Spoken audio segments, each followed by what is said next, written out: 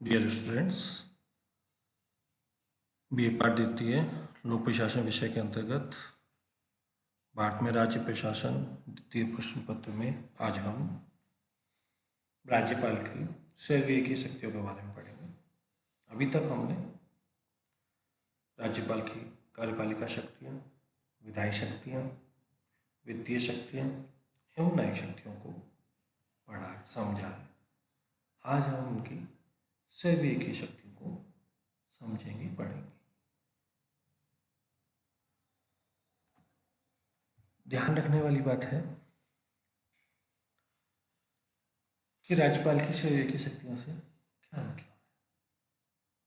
अनुच्छेद 163 में राज्यपाल को सर्वकीय शक्तियां प्रदान की गई हैं। संविधान का अनुच्छेद 163 भाग 2, ध्यान रखना 163 का कौन सा भाग?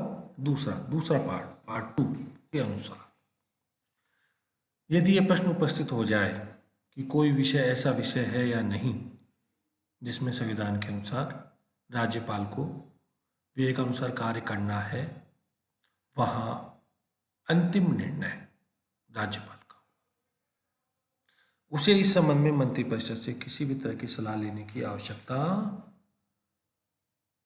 या सलाह के अनुसार कार्य करने की आवश्यकता नहीं है। ये बात कौन से अनुच्छेद में? 163(1) में। और हम बात किसकी कर रहे हैं? 163(2) में। तो 163(1) तो कहता है कि आपको राज्यपाल को मंत्रिपरिषद की सलाह के अनुसार कार्य करना चाहिए, और 163(2) कहता है कि जहाँ स्वविवेकीय शक्तियों वाली बात आ जाए वहाँ राज्यपाल का अपना निर्णय अंतिम होगा, और राज्यपाल के इस निर्णय को न्यायालय में इस आधार पर प्रश्नगत नहीं किया जा सकता या चुनौती नहीं दी जा सकती कि उसे अपने विवेक के अनुसार कार्य करना चाहिए था या नहीं करना चाहिए था। यानी कहने का मतलब यही है कि राज्यपाल जब अपनी सर्वकीय शक्तियों का प्रयोग करता है तो वो सर्वोच्च प्रशासक हो जाता है, सर्वोच्च नेता हो जाता है। ये बात आपको समझ लेनी है। अब राज्यपाल की सर्वकीय शक्तियां कौन सी हैं, क्या हैं, इसकी जानकारी हम प्राप्त करेंगे। जैसा कि आप जानते हैं अनुच्छेद 356 आप सबने सुना हुआ है, पढ़ा है, लास्ट ईयर पढ़ा भी है। राष्ट्रपति को अनुच्छेद 356 के अधीन प्रतिवेदन भेजना, रिपोर्ट भेजना इस बात की कि राज्य में ऐसी स्थिति उत्पन्न हो गई है कि राज्य का शासन संविधान के प्रावधानों के अनुसार, उपबंधों के अनुसार नहीं चलाया जा सकता। तो ऐसी स्थिति में राज्यपाल अपनी तरफ से रिपोर्ट बना करके राष्ट्रपति को प्रेषित कर देगा। वहां पे उसे मंत्रिपरिषद सलाह लेने की आवश्यकता नहीं है, और अनुच्छेद 356 का प्रयोग करते हुए या उसके दायरे में रखते हुए जब ऐसा प्रतिवेदन राष्ट्रपति को भेजा जाता है तो राष्ट्रपति द्वारा अनुच्छेद 356 को प्रयोग में लाते हुए वहां पर राष्ट्रपति शासन लगा दिया जाता है। तो ये पहला कार्य है, पहली सर्वकीय शक्ति का प्रयोग है जिसका राज्यपाल प्रयोग करता है। दूसरी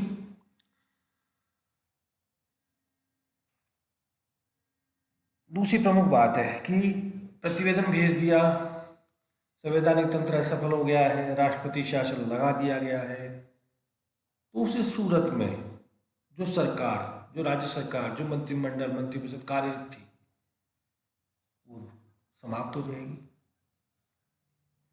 और उसकी जगह राष्ट्रपति स्वयं,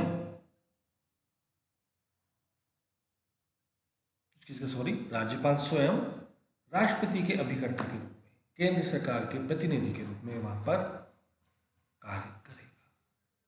और उसको कार्य में सहायता कौन प्रदान करेगा? मुख्य सचिव। जो मुख्य सचिव पहले मुख्यमंत्री को सहायता दे रहा था, वही मुख्य सचिव अब राज्यपाल को सहायता प्रदान करेगा उसके कार्यों में।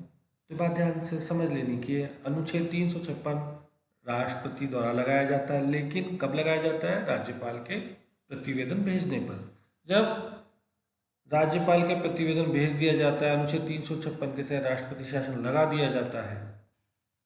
उस सूरत में राज्यपाल राष्ट्रपति के प्रतिनिधि के रूप में या केंद्र सरकार के प्रतिनिधि के रूप में कार्य करता है। ठीक है, ये बात आप समझ लें। इसके अलावा कुछ विधेयक ऐसे होते हैं जहां राज्यपाल को लगता है कि देश की एकता को, अखंडता को खतरा हो सकता है या व्यापार व्यवस्था प्रभावित हो सकती है, ऐसी सूरत में या संविधान के किसी प्रावधान को चोट पहुंच सकती है, उस सूरत में राज्यपाल उस विधेयक को राष्ट्रपति के लिए, राष्ट्रपति के विचार के लिए आरक्षित कर लेता है। इसके लिए भी वो मंत्रिपरिषद से कोई सलाह नहीं लेता, स्वयं की शक्ति का प्रयोग करता है अनुच्छेद 200 के तहत। आगे समझिए, अनुच्छेद 239(2) राष्ट्रपति को यह प्राधिकार देता है कि वह किसी राज्य के राज्यपाल को किसी निकटवर्ती संघ राज्य क्षेत्र के प्रशासक के रूप में नियुक्त कर सके। ऐसी स्थिति में राज्यपाल प्रशासक के रूप में अपने कर्तव्यों का प्रयोग अपनी मंत्रिपरिषद से स्वतंत्र रूप से करेगा। आपने जो केंद्र शासित प्रदेश सुन रखे हैं नाम, अगर राज्यपाल को उनका भी कार्यभार सौंप दिया जाए किसी राज्य के राज्यपाल को, तो उस सूरत में वो उस राज्य की, जिस राज्य में वो कार्यरत है राज्यपाल के रूप में, उसकी मंत्रिपरिषद से सलाह नहीं लेगा। वो अपनी स्वतंत्र रूप से स्वयं की शक्तियों का प्रयोग करते हुए केंद्र शासित प्रदेश का शासन या कार्यभार चलाएगा। अगला पॉइंट जो है छठी अनुसूची से संबंधित है। अनुसूची, आपको पता है संविधान के अंदर जब संविधान निर्माण हुआ था तब 8 अनुसूची थी, बढ़ाते बढ़ाते 12 पहुंच गई। ठीक है, तो छठी अनुसूची की बात की जा रही है। छठी अनुसूची का जो पैरा है 9(2) ये प्रावधान करता है कि असम का जो राज्यपाल है अपने स्वविवेक से असम सरकार और स्वायत्त जनजातीय जिला परिषद के मध्य खानों की लीज से होने वाले आय का बंटवारा करेगा। खाने लीज पे दी जाती है, मतलब खानों को जो कुछ समय के लिए सरकार द्वारा बेचा जाता है, उस चीज़ को बोलते हैं लीज। कुछ समय की अवधि के लिए सौंपा जाता है, तो उससे जो आय होती है उसका बंटवारा करवाने की जिम्मेदारी किस पे डाली गई है? राज्यपाल पे डाली गई है। ये बात सिर्फ कहाँ की हो रही है? असम राज्य की बात कर रहे हैं हम। अब यहाँ एक मुद्दा और समझने का है कि राज्यपाल की जो स्वयं की शक्तियाँ हैं ना, जब उनको व्यवहार में, वो काम में लेता है, तो विभिन्न तरह के विवाद उत्पन्न हो जाते हैं। ये बात समझ लेंगे। तो राज्यपाल के जब विवाद से जुड़े हुए मुद्दों की बात करेंगे तो वहाँ पे हमें स्वयं की शक्तियों को ध्यान में रखना है, उनको ध्यान में रखते अपना उत्तर बनाना है। पहला पॉइंट तो यही है, मुख्यमंत्री की नियुक्ति। सीधी सी बात है, चुनाव हुए, किसी दल को बहुमत मिल गया, जब पूर्ण बहुमत मिल गया, राज्यपाल के पास कोई अवसर नहीं है कि अपनी किसी भी तरह की स्वयं की शक्तियों का प्रयोग करें। पर मान लीजिए किसी भी दल को पूर्ण बहुमत नहीं मिला, तो अब ये राज्यपाल पे निर्भर है कि मुख्यमंत्री या सरकार बनाने के लिए वो कौन से दल को आमंत्रित करे। सबसे बड़े दल को आमंत्रित करे या फिर चुनाव पहले या चुनाव बाद बने हुए गठबंधन दल को आमंत्रित करे जिनके पास पूर्ण बहुमत बन गया है। ये सब निर्भर करता है राज्यपाल की कार्यशैली पे, राज्यपाल के स्वयं पे। होता क्या है कि राज्यपाल जिस विचारधारा से जुड़ा हुआ है या केंद्र में जिस दल की सरकार है उस दल को वरीयता देना चाहता है, तो उस सूरत में वो अपनी स्वयं की शक्तियों का दुरुपयोग कर लेता है। तो मुख्यमंत्री की नियुक्ति में दुरुपयोग संभव है कि मान लीजिए जिन दलों ने गठबंधन बना के बहुमत हासिल कर लिया, परंतु सबसे बड़े दल के रूप में जो दल सामने आया, राज्यपाल उसी विचारधारा से प्रभावित है, तो राज्यपाल का प्रयास रहेगा कि वह सबसे पहले मौका उस बड़े दल को दे, न कि उस दल को, उन दलों को, गठबंधन को जिन्होंने बहुमत का आंकड़ा छू लिया है। तो यहाँ पे विवाद उत्पन्न हो जाता है। दूसरी बात, मुख्यमंत्री अथवा मंत्रिमंडल की विमुक्ति। कई बार क्या होता है, गठबंधन की सरकारें बन जाती हैं तो राज्यपाल के पास मौका रहता है कि कोई भी दल कभी अपना समर्थन वापस ले ले, या फिर राजनीतिक उठापटक के तहत ऐसी स्थितियां परिस्थितियां बन जाती हैं कि जो वर्तमान सरकार चल रही है उसको गिराना संभव हो जाता है। ऐसी सूरत में राज्यपाल मुख्यमंत्री को, जो कार्यरत मुख्यमंत्री गठबंधन दल सरकार से जुड़ा हुआ है, उसको वो हटाना चाहता है या हटा सकता है। यानी इस तरह के कई प्रकरण सामने आ जाता है जिसमें वो विवाद में घिरता है। तीसरी बात, राष्ट्रपति शासन की सिफारिश का प्रतिवेदन राष्ट्रपति को भेजना। सबसे बड़ी बात है कि जो केंद्र में जिस दल की सरकार होती है वो अपना प्रभाव राज्यों में स्थापित करने के लिए राज्य की सरकारों को अस्थिर करने का प्रयास करती है। आप सब अगर अखबार पढ़ते हैं तो आपको कहीं ना कहीं ऐसे समाचार पढ़ने को मिल ही गए होंगे पिछले साल भर में, चाहे वो कर्नाटक सरकार का मामला था, चाहे मध्य प्रदेश सरकार का मामला था, चाहे राजस्थान का प्रकरण था। सब जगह उठापटक जारी है। मुख्यमंत्री की नियुक्ति में मान लीजिए या राष्ट्रपति शासन की बात कर लीजिए, तो चूंकि राज्यपाल राष्ट्रपति का प्रतिनिधि मान लीजिए, केंद्र सरकार का प्रतिनिधि मान लीजिए, उस रूप में जब कार्य को अंजाम देता है, अपनी भूमिका को निभाता है, तो उस सूरत में अपनी सहयोगी शक्तियों का वो दुरुपयोग करता है, कर सकता है। और यही बात अनुच्छेद 356 को लागू करने को लेकर है। अनुच्छेद 356 तभी लागू होता है जब राज्यपाल द्वारा प्रतिवेदन भेजा जाए और राज्यपाल पक्षपातपूर्ण रवैया अपनाता है, तो उस सूरत में विवाद उत्पन्न होना स्वाभाविक है। कई बार ऐसी परिस्थितियां सामने आई भी है कि कोर्ट तक मामले गए हैं, फिर वहां पे राज्यपाल की भूमिका को संदेहास्पद माना गया है, सुधार करने के लिए कहा गया है, तो ये मुद्दे विवाद के बन जाते हैं। इसी तरह विधानसभा सत्र का अवसान करना, भंग करना, ये सब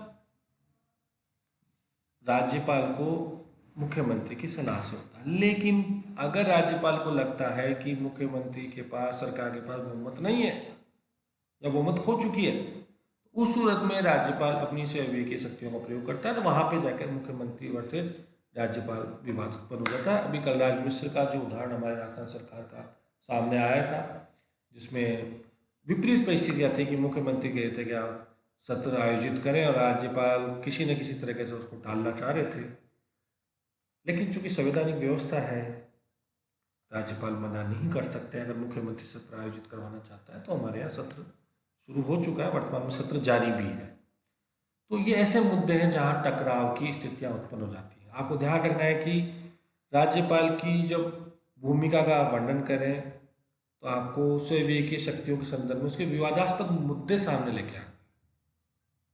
इसी तरह राष्ट्रपति के पुनर्विचारार्थ विधेयक को रोकना, ये पावर किसको मिली हुई है? राज्यपाल को मिली हुई है। राज्यपाल को अगर ऐसा लगता है कि ये विधेयक राष्ट्र की अखंडता के लिए खतरा है, व्यापार व्यवस्था के लिए परेशानी उत्पन्न कर सकता है, संवैधानिक प्रावधानों का उल्लंघन करता हुआ है, उस सूरत में वो राज्यपाल के उस विधेयक को अब आरक्षित करके राष्ट्रपति के पास भेजता है। तो यहाँ भी वो अपनी स्वविवेकी शक्तियों का प्रयोग करता है और कई बार इन मुद्दों पे भी टकराव उत्पन्न हो जाता है। इसके अलावा प्रमुख जो बात समझने की है, अनुच्छेद 167, जो एक तरह से तो मुख्यमंत्री के कर्तव्य कह सकते हैं हम उसको, और दूसरी तरह से आप उसको राज्यपाल के द्वारा सूचना मांगने का अधिकार भी कह सकते हैं। दोनों बातें समझें। राज्यपाल सूचना मांग सकता है सरकार से, इस बात का अधिकार 167 में ही है, और ये मुख्यमंत्री का कर्तव्य है, ये बात भी अनुच्छेद 167। दोनों एक ही बात है, एक दूसरे की पूरक है। राज्यपाल सूचना मांग रहा है, किससे मांगेगा? मुख्यमंत्री से मांगेगा कि मंत्री ने किसी विषय में जो निर्णय किया है वो मंत्रिपरिषद या मंत्रिमंडल द्वारा लिया जाए, या कोई भी कार्रवाई की है उसकी जानकारी ली जाए। तो ये सब बातें जो हैं राज्यपाल की स्वविवेकीय शक्तियों का निर्धारण करती हैं। इनको आपको पढ़ना है, इनको आपको समझना है। अगला जो पॉइंट है राज्यपाल के विशेष उत्तरदायित्व से जुड़ा हुआ है। ध्यान से समझ लें, यहाँ पे एक बात आपको समझनी है कि विशेष उत्तरदायित्व स्वविवेकीय शक्तियों में क्या होता है। ये पॉइंट है, इसको आप समझेंगे। स्वविवेकीय शक्तियों के अंदर राज्यपाल मंत्रिपरिषद से कैसी भी सलाह नहीं लेता है, जबकि विशेष उत्तरदायित्वों का पालना करते समय राज्यपाल मंत्रिपरिषद से सलाह लेता है, परामर्श लेता है, लेकिन अंतिम निर्णय उसका अपना होता है। तो यह समझ में आ जानी चाहिए, स्वविवेकी शक्तियों में भी अंतिम निर्णय राज्यपाल का है, विशेष उत्तरदायित्व में भी अंतिम निर्णय राज्यपाल का है, लेकिन अंतर कहाँ है कि स्वविवेकी शक्तियों का प्रयोग करते समय राज्यपाल मंत्रिपरिषद से किसी भी तरह की कोई सलाह नहीं लेता है, जबकि विशेष उत्तरदायित्व का निर्वहन करते समय राज्यपाल मंत्रिपरिषद से सलाह लेता, लेकिन उस सलाह को मानना उसके लिए जरूरी नहीं है और इस बात को किसी भी न्यायालय में प्रश्नगत नहीं किया जा सकता। ये बात है अनुच्छेद 371 के अंतर्गत। जैसे कि महाराष्ट्र और विदर्भ, महाराष्ट्र में बात करते हैं, विदर्भ और मराठवाड़ा दो जगह हैं, वहाँ के लिए विकास बोर्डों की स्थापना की जो बात है। गुजरात के अंदर सौराष्ट्र और कच्छ के लिए विकास बोर्डों की स्थापना की बात है।